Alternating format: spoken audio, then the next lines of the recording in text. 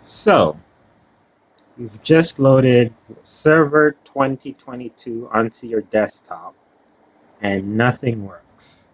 No internet, no sound, no Bluetooth, no nothing. You want to use it like a regular Windows PC, but you don't know where to start. If you're running like me a Ryzen CPU, an AMD Ryzen CPU, and you have Nvidia GPU motherboard, 1070, any Nvidia GPU. Um, I have a 5600G for my CPU, and I have that because I just wanted the extra graphics card in the background to have two graphics cards for what I want to do. So I'm going to be installing everything, Wi-Fi, sound, um, what else? Wi-Fi, sound, um, Bluetooth, all of the drivers, the Nvidia card driver, and also the AMD integrated video card driver as well. So if you have a similar setup where I have an ASUS motherboard, ASUS Prime B550M A-A Wi-Fi 2.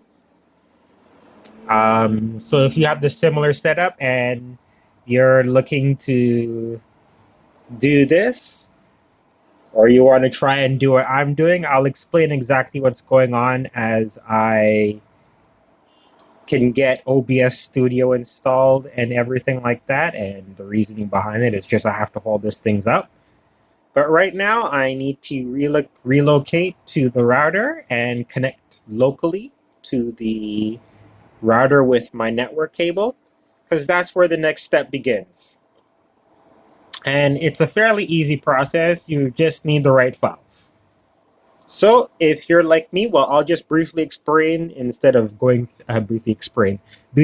I will just briefly explain what the reasoning behind this is. As I was saying, I bought the 1070 Ti because I wanted to do. It allows for virtualization with GPU pass through, so you can pass the GPU, the actual physical GPU, over to a remote desktop, a virtual machine. Because in any instance, in any use case scenario, if you're doing remote desktop, you actually never want to have anything like you don't want them to remote into your personal computer.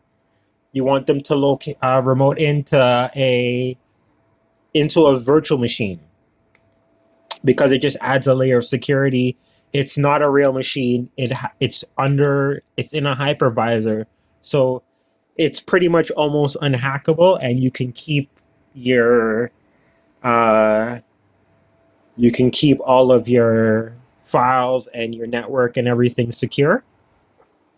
And then also with Server 2012, it makes it easy to assign those GPUs. And also with Active Directory and group policies, it makes it easy to assign group policies. So that way users can't restart the machine when they're logging in. Because this is for the coaching league. So if you guys want to do one just because you want to do a remote from anywhere kind of setup where you want to game from anywhere, follow along and I will show you the ropes. I did this before, but I made a small little mistake where when I installed server the first time, and I've been doing this for like almost 24 hours now. Actually, yeah, it would be 24 hours.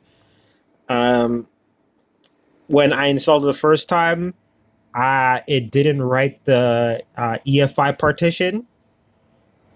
So that way it wouldn't, if I did something what I want to do for the setup, it would not be able to boot back into the server by itself. I need that my old Windows installation for the dual boot, and I don't want dual boot. I just want the server to load up by itself. Oops.